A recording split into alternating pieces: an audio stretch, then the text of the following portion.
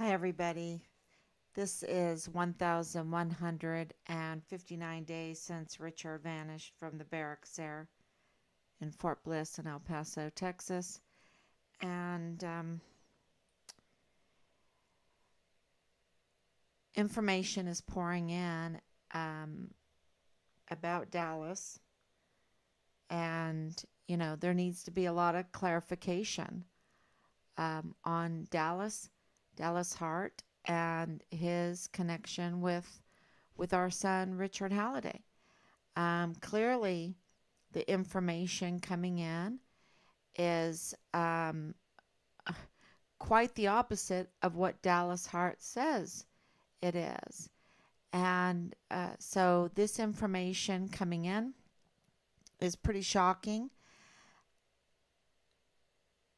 And so for Team Fire Richard Halliday, um, tonight coming on so late again on a Sunday. Let's see if this is on. We've taken some time to look back at all the information that we were getting early on and see if it corroborates the information that we're getting from Dallas Hart, from James Hart, and from the information um, that we are being told that's very different from what I haven't heard from Leilani Hart, so I can't really talk about that. I have a lot of aliases, um, a lot of bullying. I don't know what role she plays in that, if she plays a role in that. The reason why I say that is because of her criminal history. She is a convicted criminal, and with all the people that I've spoken to about her, she's up to no good with harassment. And so, why would she not? Why would she not participate in harassment in this case?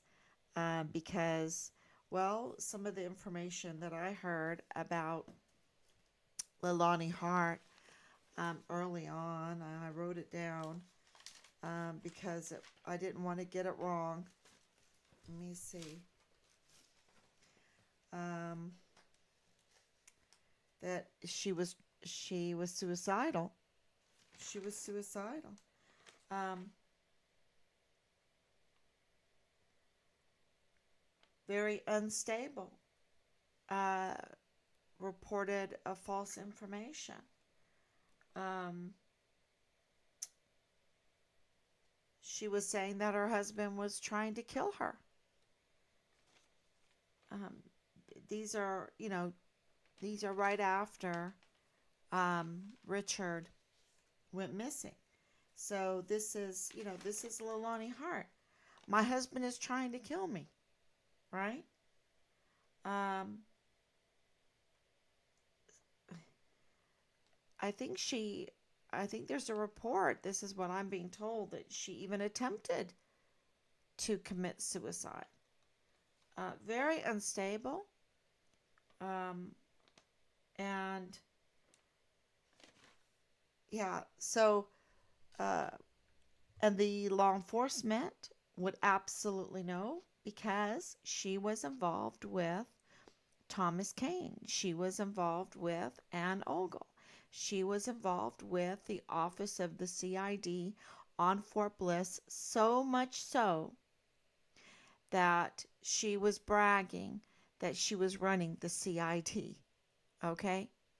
She also has connections with a lawyer, uh, very important, and also in other people, close relationships with other people in this case.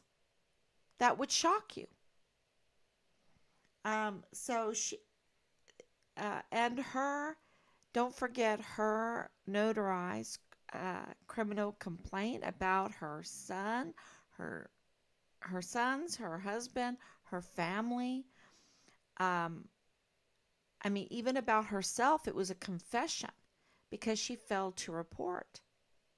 She failed to report that a 7-year old in her house, under the care of her family, was sexually assaulted in her master bedroom. Okay? That's not me. That is in this is involved in Richard's file, in Richard's case. This is her criminal complaint that she had notarized, that she confessed to, that has to do with my son's case. So this is really, really important. And Special Agent Soto did not bring this up. And it was absolutely there. Why didn't he bring it up? Why didn't he bring up that Richard was a whistleblower? Why didn't he bring up? I mean, we're looking at things right now that you would not even believe, because that they're keeping it from us. Just like Nadal Baim. They kept Nadal Baim from us, that he is the father-in-law of Lieutenant Colonel Bradford Bugado in the G3 of the 32nd ADCOM, and says that he's with the FBI. He works for the FBI. He's an FBI employee, and that the FBI has found our son's remains in Juarez, Mexico. He's dead. Take down the flyers. And this is the father-in-law of Lieutenant Colonel Bradford Bugado, that um, I don't even know where he is right now. And this is, an FBI employee. So it's, very, uh, I just, that's unbelievable that they kept that from us. That Lieutenant General Sean Bernabe kept that from us, because they knew that we were trying to find out who this man is, because what he said to the most authentic person in this entire case, the cashier at the Dollar General, she was totally authentic. And even Nadal was telling me this information. So, um, when I've talked to him twice on the phone. My husband's jaw dropped when we found out who he was. 32nd AdCom, that's our son's, our son's command. Easily for Lieutenant General Sean Bernabe to know who this Nadal Baim is. Easy for Lieutenant Colonel Bradford Bugado to say, hey, that's my father-in-law. I messed up, or the FBI messed up, because the PAO, Allie Payne, Lieutenant Colonel Allie Payne, for Lieutenant Colonel Bernabe, said that they were working with the State Department in Juarez, Mexico, looking for Richard's remains, and also there on Fort Bliss at Area 244. During Christmas time, we received a call. They were looking for Richard's remains. These were partial remains. Okay. Partial remains in Mexico, partial remains on Fort Bliss, and we believe partial remains up in Red Rio Range. And there's a couple other areas that we're still looking at, but these areas I can mention now. And so with Leilani Hart, why didn't they tell us? This is very serious, when her husband, in charge of giving veterans their disability benefits, is involved in this,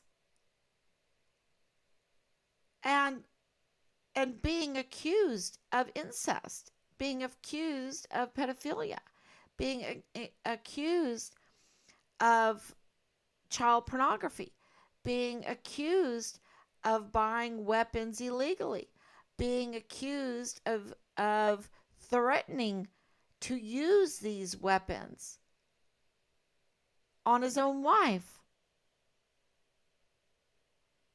being accused by Leilani Hart, not me, being accused by Lonnie Hart of having an affair with Lisa Lennon Williams at the VA and being engaged with fraudulent activities using veterans' information, including social security numbers, identities, to, I guess, get benefits or give benefits, trade benefits, disability benefits, fraud, waste, and abuse. Now, and coaching, Leilani Hart said he was coaching those, privileged, I guess, those that, would continue to let him do what he was doing, I guess. I don't know. But that he was doing all kinds of financial fraud. That was Leilani Hart. And that coaching soldiers in order to know what to say that was right so that they could get a higher disability benefit. That that's not my accusation. That's Leilani Hart's accusation because she was claiming that he was trying to kill her. He's trying to murder me. What, is there domestic problems? Yes, it's in her criminal record, domestic problems in her own home. That includes Dallas Hart. How did Dallas Hart uh, get into the military and get green to gold and become a platoon leader? And we have witness statements that say he was Delta Battery 143 platoon leader, that he was Richard's platoon leader. And he happens to be a first lieutenant, the exact, uh, the exact rank that you would need to be a platoon leader. Is that just a coincidence? And that the platoon leader is nowhere to be found? That we were never introduced to the platoon leader? We know who the captain is. Why weren't we introduced to these other members? We weren't even introduced to Michael Roddick. Of course not. Because he participated in the Code Red of Richard. Like Clem Coward, Major General Clem Coward participated in the Code Red of Richard.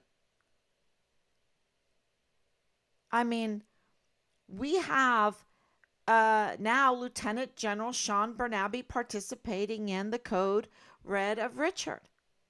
Because July 9th, 2020, the foundation, the reason, the excuse for, writing it down on paper why they were retaliating against Richard fell apart July 9th, 2020. Because they were trying to use the excuse that they take underage drinking seriously. And that fell apart. That fell apart on July 9th, 2020. They had nothing. They had nothing except, do they want to use a counseling slip? A counseling slip for 0.04 BAC? Where any kind of person that knows anything would know that is immiscible, that 0.04 is a squirt of perfume. And how is that machine calibrated? I mean, that is the percentage of error, right? What in the world? And they're using that to give a field grade Article 15 with maximum punishment? No wonder they had to sanitize Richard's official file and take it out of there and resend it. They didn't totally resend it because they only promoted Richard twice and they had demoted him 3 ranks because of that, with the retaliation in their code red that ultimately led to his murder. And now we have Lieutenant General Bernabe being caught with his SJA McGee, telling us Richard could have got 6 years in prison if he would have 6 years in prison if he would have went court-martial for something that on July 9th, they were telling us this in November of 2020, and it had fell apart, their basis for everything, on July 9th of 2020. Totally fell apart because the setup in January of 2020 was just that, a setup. And it was set up so badly that they could not keep it going. It had to be thrown out. It had to be thrown out because Richard didn't fall for it, what they were trying to do. And there was no evidence anywhere. Richard doesn't have a criminal history at all. Unlike what we're being told with Dallas Hart, that Dallas Hart, we need to look into it. That we're being told we need to look into it because this guy has a criminal history. And I'm like, what? No, you need to look into it, ma'am. You need to look into it. He has a criminal history.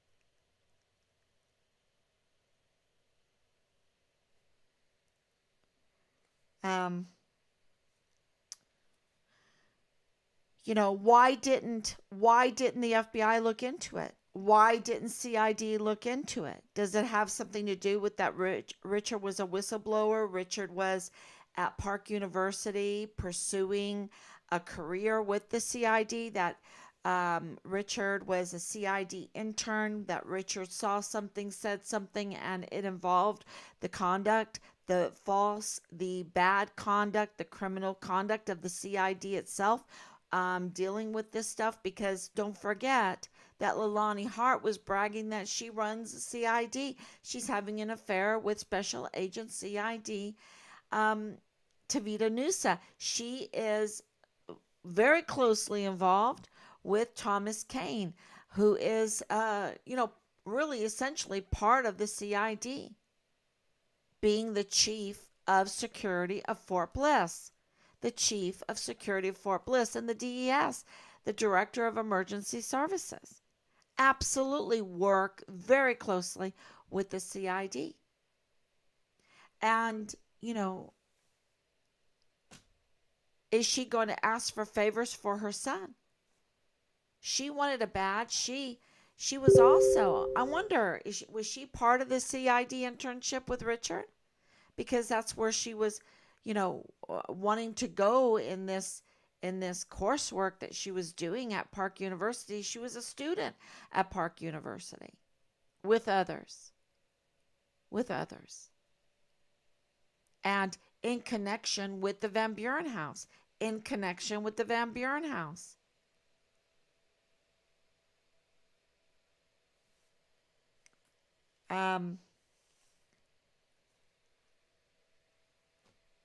So it seems like it's all circling around Leilani Hart.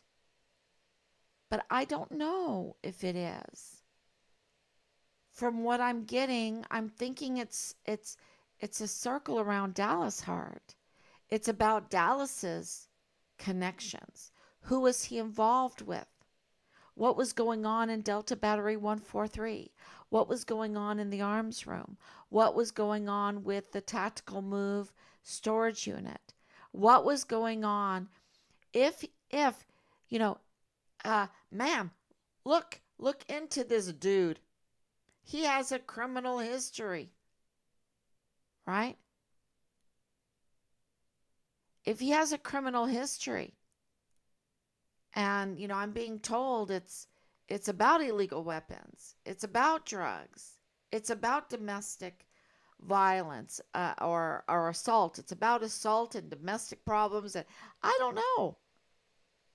Dallas can tell me, but Dallas is, his dad. I went back. His dad said Dallas is a good boy. That's what James Hart told me. Dallas is a good boy. Is Dallas a good boy? Is Dallas a good boy? Not according to Leilani. According to Leilani, he's committing incest. According to Leilani, he is uh, not being too nice to 7-year-olds. That he's engaged in sexual nonsense, sexual crimes. That's according to Leilani. Um, and what about this child pornography? The child pornography. That's according to Leilani. That's according to his mother. And that's why I think Dallas Hart threw his mother under the bus when he was talking to me. She's crazy. She didn't know what she's talking about. Yada yada. Instead of coming out with an arrest warrant for her, I'm sorry. If I was, and at this point he was still in the military, and then later I think out of the military. Anyway, I've talked to him twice. But, um, where is the arrest warrant for someone that's telling the world that you're committing incest? This is not me. I want to make it very, very plain before anyone says, "Oh, well, you're on here." I'm on here talking about this very serious criminal complaint by a convicted criminal, um, confessing about a criminal family. And Dallas cooperated with that because he said that his father was having an affair with 2 women. Oh yeah, he has 2 girlfriends, he has 2 women, he's having an affair. Okay. um and that's a whole nother story of multiple marriages and whatever, and you can go down that rabbit hole. But the fact is that this criminal confession complaint that was notarized, that has all of these felony crimes in it, came from Leilani and is part of Richard's investigation. Part of, what happened to Richard? Where is his whereabouts? And why is this part of Richard's investigation? And why didn't CID tell us? And I think it has to do with Dallas Hart. I think Dallas Hart is the key. And the more I go back and look, I've never said Richard Halliday is a good boy. Uh, I said Richard did really well. Wow. Wow, Richard, you did really well. You're a saint. You're a saint. Meaning he put himself last. He put the children first. He put the young mother first. And the service to our country. He put above his own safety. And it scared the heck out of him. It scared him. He did it with boldness, that came with the first video of him burning his Hollywood money, trying to make, a point to the prostituted females, you know, and the drugs, the whores and the blow, the whores and the blow, remember? And then it went to kind of a begging in a very nice way, a pleading. I think a pleading is a better way. You don't have to listen to me, Belen. You don't have to listen. But I just want to tell you that those people, they say that they respect you, but they really don't. They really don't. They think of you bad. Don't do it. Don't do it. The guys, they're just horny. They just want to see you naked. I think it's a pleading not to get involved with a strip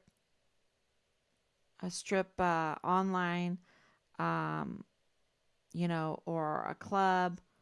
Um, and yeah, and that's what he's saying. He's not saying, hey, come on, baby. He's not saying that. He's saying, don't do it. They don't respect you. They think of you bad.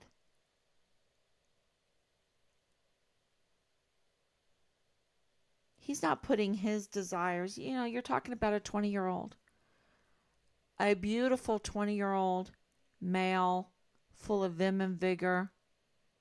The height, I mean, well, males tend to be later in life. Women, 20 years old. 20 years old, they're at the height of their beauty, their vim and vigor.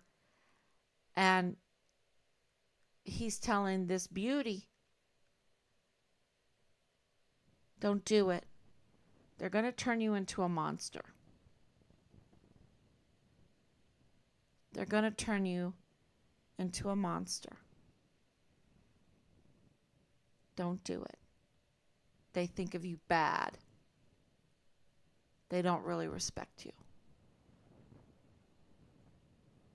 Now, I'm very proud of him for that. I am.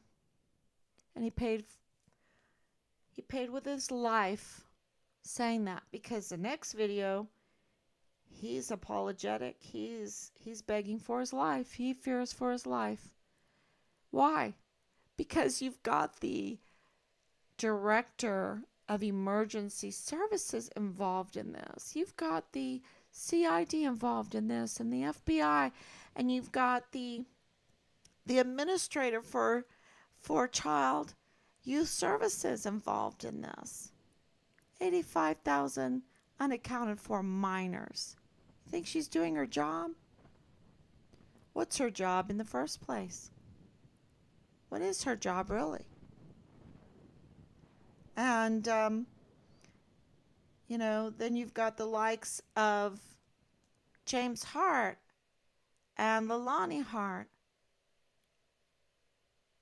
with, a criminal, a convicted criminal having connections with a lawyer. Let's meet there at Cincinnati and then go and get Kocherga to obstruct justice.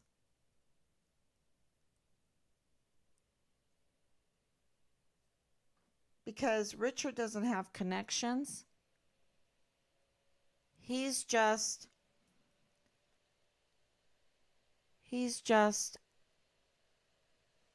a minority that stands on his faith, a minority that stands on his convictions, a minority that puts others first, that puts what's right first.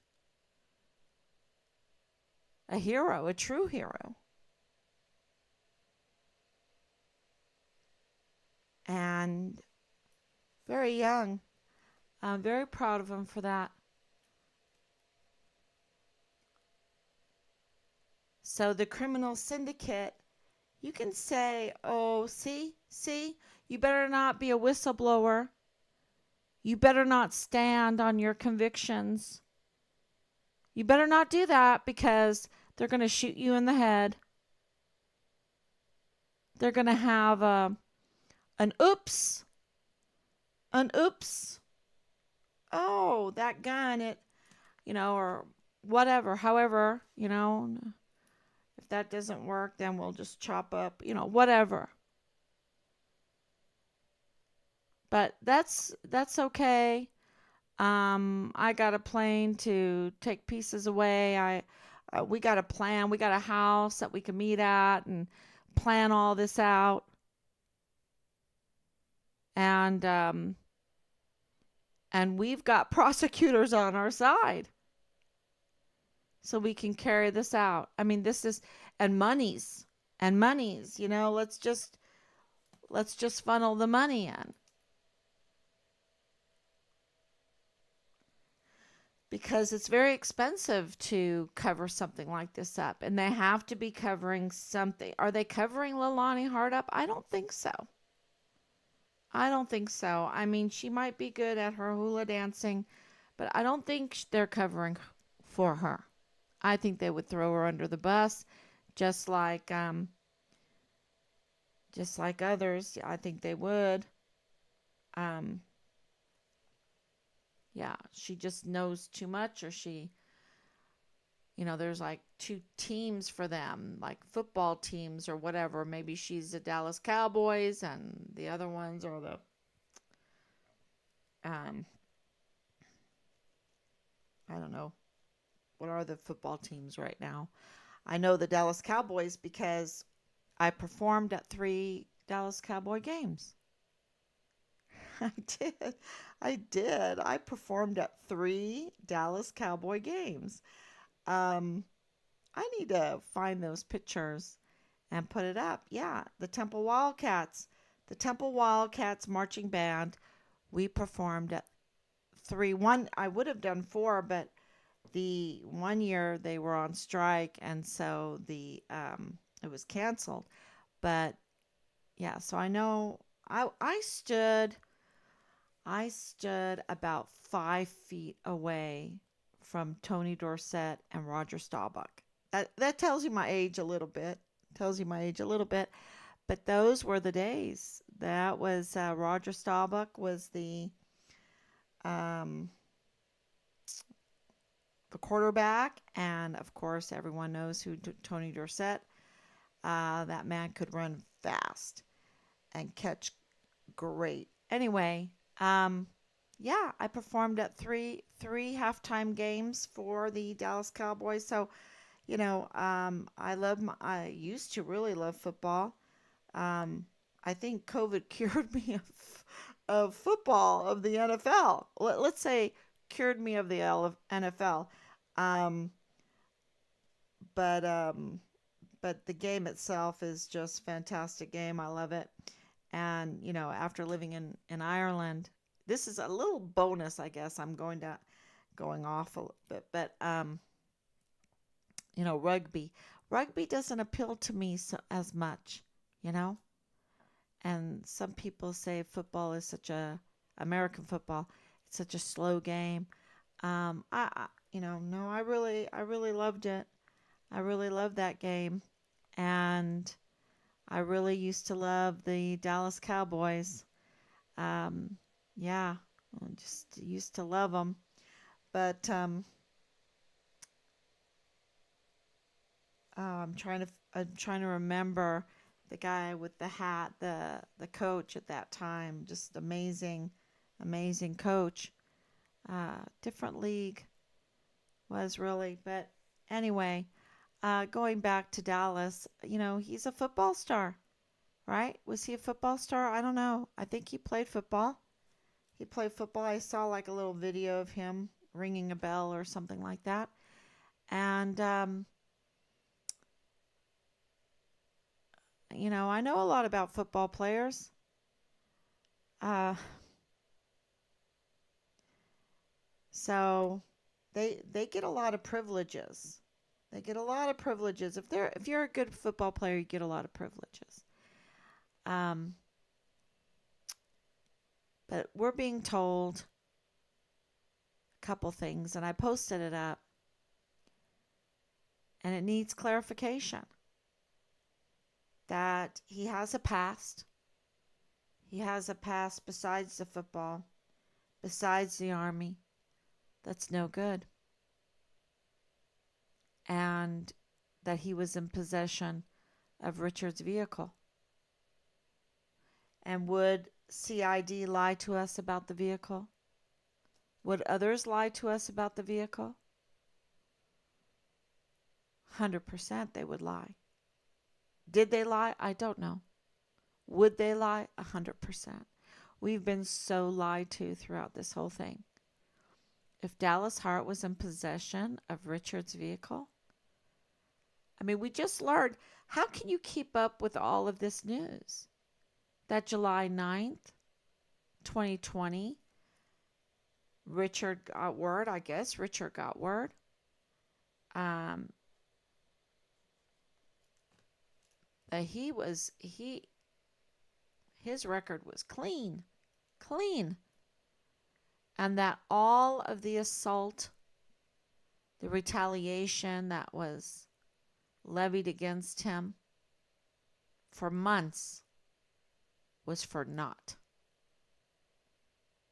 That must have made him feel pretty good. I don't know what he would have done. You know, was that why the code red came from the higher ups? Because they were like, oops, we just destroyed this soldier. And now there's no basis for that destruction, because what we were using as an excuse for the basis of the Gomar, for the basis of the Chapter 14, for the base of the Field Grade Article 15 is no more. There's nothing there. So we're going to have to, what are the consequences of that? Do we have to go back and apologize? Do we have to go back and apologize and promote Richard? Give him back everything, rescind everything? How many times has the Army rescinded anything? I wonder what they thought then when Team Find Richard Halliday put the petition out to rescind the Field Grade Article 15. That must have been a ghost haunting them. Because I think they had to think, oh, wow, we need to rescind it or we need to kill him.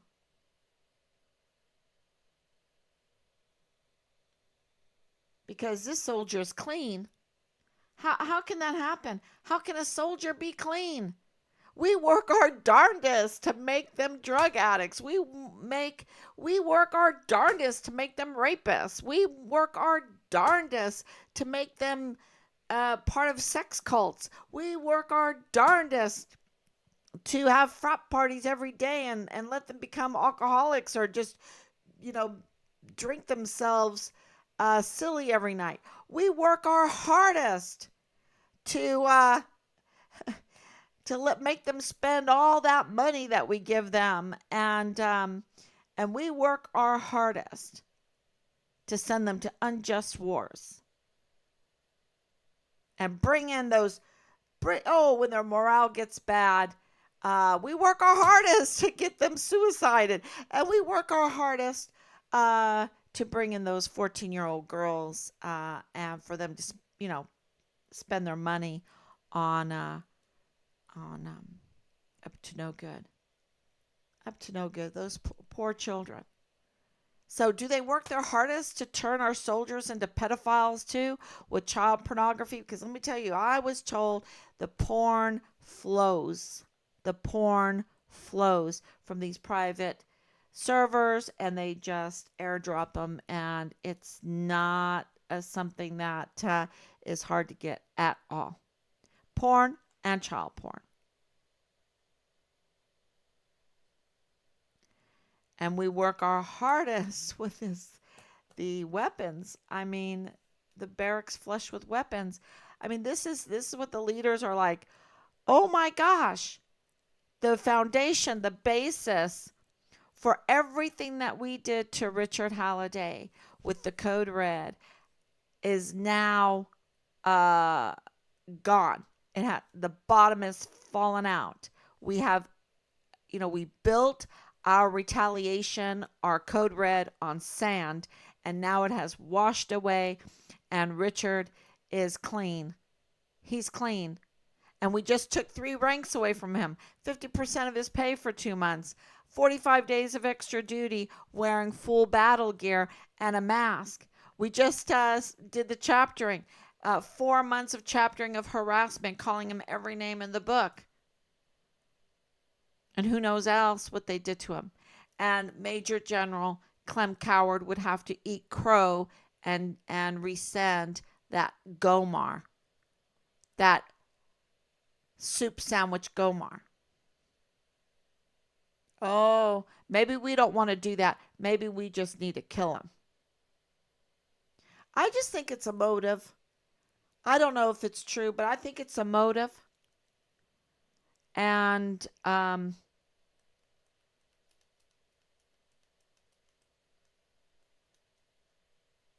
when you're the platoon leader, I don't know. Are you given that kind of order?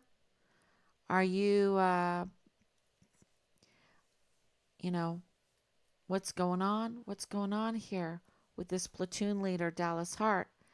Um, does does he have this record of assault, of violence, violence on children, violence on adults? Does he have that kind of record? Leilani Hart is saying he has a he's not clean. That's what she's saying. And a notarized. And she's not arrested for it. You see, he doesn't arrest her for it.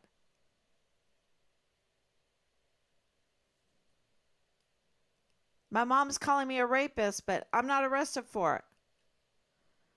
Um, I don't know. I just think this is uh, if Dallas was in possession of Richard's vehicle, would they lie to us about that? I don't know, and I'm saying it because I need some clarification. And maybe there are people out there, 941-677-0060, some people out there that can clarify that. Clarify that. And also, you need to ring Angela Kucherga because we're getting all kinds of information coming out of Fort Bliss about Dallas Hart. And it's going to come out and come out and come out. And we're going to ask for clarification on all of this.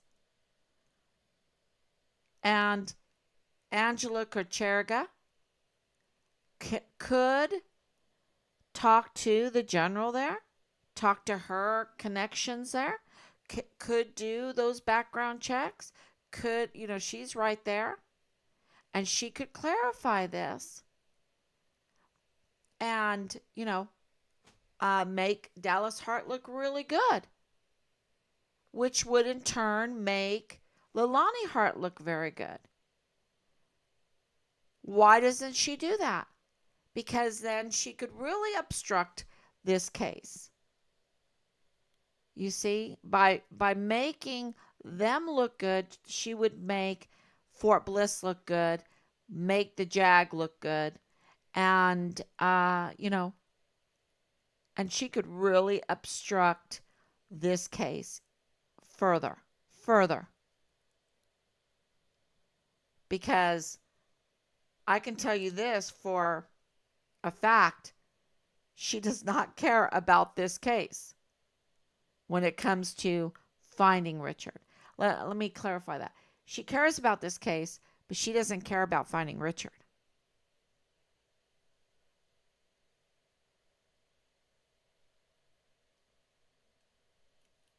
So that's suspicious.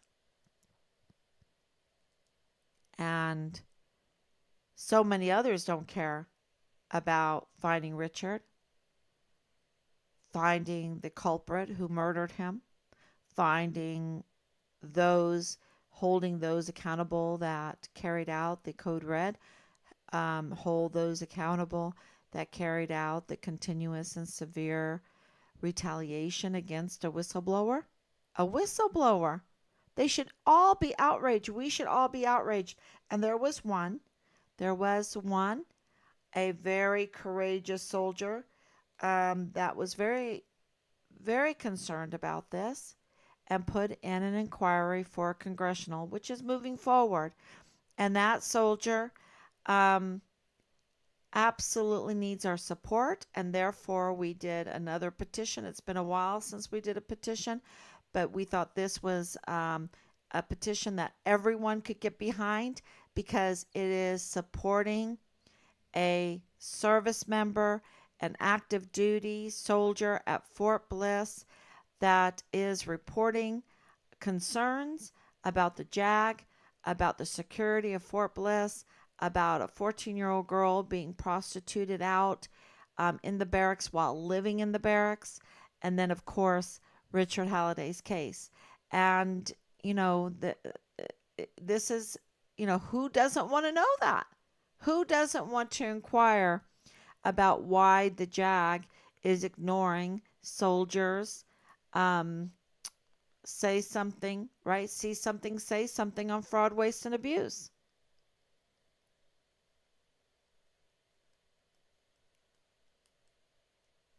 So please sign that petition. We're very close to 200. We're getting close to 200 signatures. So sign the petition and don't stop there. Campaign, campaign for signatures for that petition to surround this soldier with a hedge to drive Veronica Escobar, his representative, to do the right thing, to drive Senator Ted Cruz, who has oversight of Fort Bliss, to do the right thing, who absolutely knows about Richard's case, okay? They both know about Richard's case. And so those are good choices from this active duty soldier. Um, and we need to hedge around him. We need to be encircle him like angels and pray for him. And you can do that with a signature. It's very, very powerful. People don't even know how powerful it is to have, you know, well, you saw that during 2020, when you have a bunch of people coming together, and saying something and backing someone up, you can't ignore it. And so that's why this is so important. You know how powerful it is to have. Okay, so Anicia, thank you so much for coming on. Marilyn, thank you. I pray for the truth to come out. Thank you. We're very appreciative for your prayers. Danielle, same thing for your prayers and your love. Why hasn't the vehicle been turned over to you? They told us it had been sold.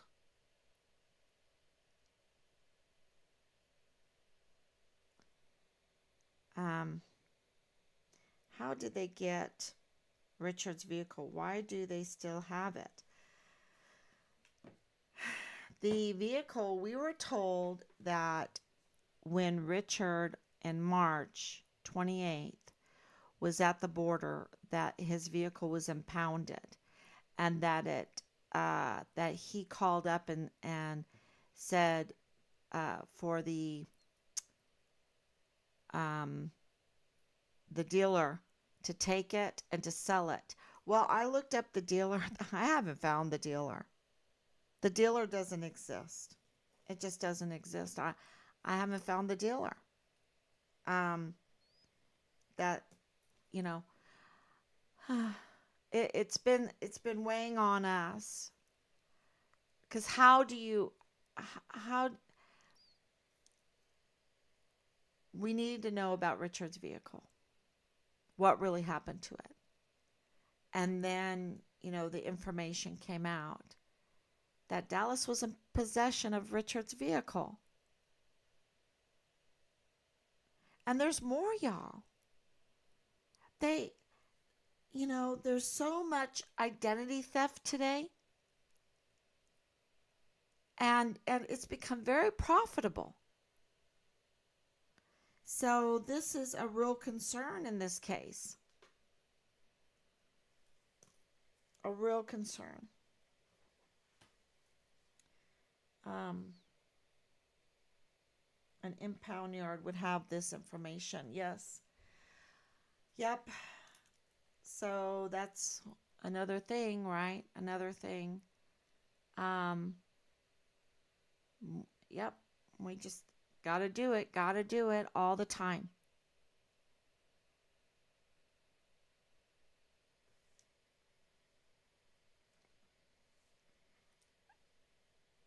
Yes. So, yeah. And does, yes. It is, it's like this white van, this white van, this Van Buren houses, um, the VA, the the warrants, working to get the warrants because those are so important. Um, the CPS complaints.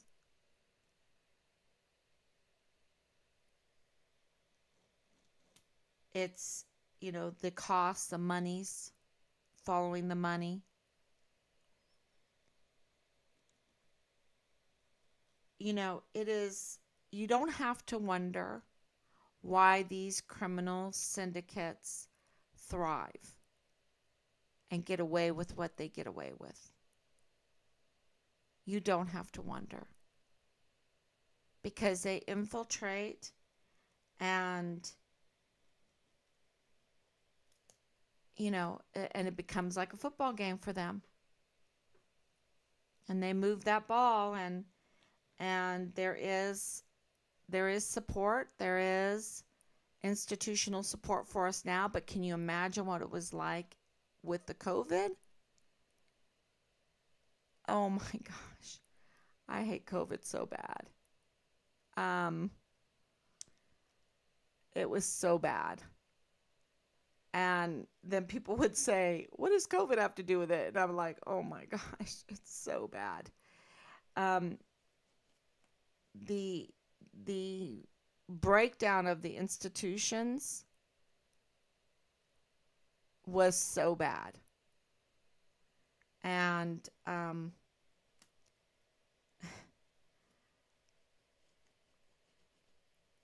so that's why we are very appreciative for you because we would not be here this far if it wasn't for the public paying attention and knowing that this is not, for us it's about Richard, but for many it's not just about Richard. It's about every service member. It's about our military. It's about our institutions and the breakdown of our institutions. It's about the criminal culture that is, putting our soldiers in more danger than any war, than any foreign country. That, the 44 four-star generals that are serving foreign and domestic enemies instead of defending our Constitution like they're supposed to be doing, and being so careless with every life that's underneath them. I mean, every life. They're so careless. Matter of fact, I think they enjoy warring. They've grown callous to life itself. And yeah, so that's become very clear. So I think people are paying attention because they're, and I want to make this, uh, my point clear, is so many are without hope. Oh, we can never do this. No, no, no, y'all. That is what they want. We can do this. To despair is to turn your back on God, right? To despair is their friend, our enemy. And, in the Pilgrim's Progress, It is the giant despair, right? Giant despair, the castle of giant despair, which is, these giants that want to eat faithful and Christian. They want to eat them. And, faithful and Christian are like, why aren't these giants just killing us and eating us? And they figure it out. As long as we don't despair and want our own suicide, our own death, we have to kill ourselves with our despair in order for them to eat us. They're not allowed to kill us. We have to kill ourselves and then they can eat us. I mean, it was really an unbelievable lesson this last year. Here I'm like, okay, give me something to do besides Richard. Okay, I am going to teach these preteens Sunday school. And what do you want me to do? Oh, we want you to do Pilgrim's Progress. Oh, okay, I'll do Pilgrim's Progress. Oh, I love Pilgrim's Progress. I did that years ago. Then I'm doing it again, and it all has different meaning to me now. Totally different meaning. And I'm reading about giant despair, and I'm like, Pat, you can win this thing. You can find out what happened to Richard as long as you don't despair. God's going to take care of it. God's going to take care of it, and the stars in their course will fight against Sisera. And look at where we've come. Everything is surrounding criminal activity and not Richard. At the beginning, they were just smearing Richard, and everything was around, oh, he's not worth it. And it's like, what? Now he's a whistleblower. He's a hero. He he's so clean. We can all be proud of him, and I was proud of him to begin with. But uh, because I'm like, well, you guys are all mental. You're all insane. I don't know how many times I said that. They're just insane. The insanity is incredible because the whole case was laced in insanity, right? Because of these smear campaigns and everything. Well, now it's not. We have real motives. We have real motives for the code red. Right now, we have a real motive for the code red. Besides the drug trafficking, illegal drug, besides the child pornography, which is almost normalized. Now it's like, oh, well, whatever. And I'm like, nope, nope. Um, and besides the equipment and the weapons and the ammunition trafficking, where, they're just saying, well, we're $33 trillion in debt right now, Of course, we've had the smuggling of our equipment on the American dime. Of course, we've had that. Because what do we have to show for it? We don't have anything to show for our $33 trillion. Trillion dollars. We should be on gold streets, right? And there should never, ever be a traffic jam because we should have so many roads.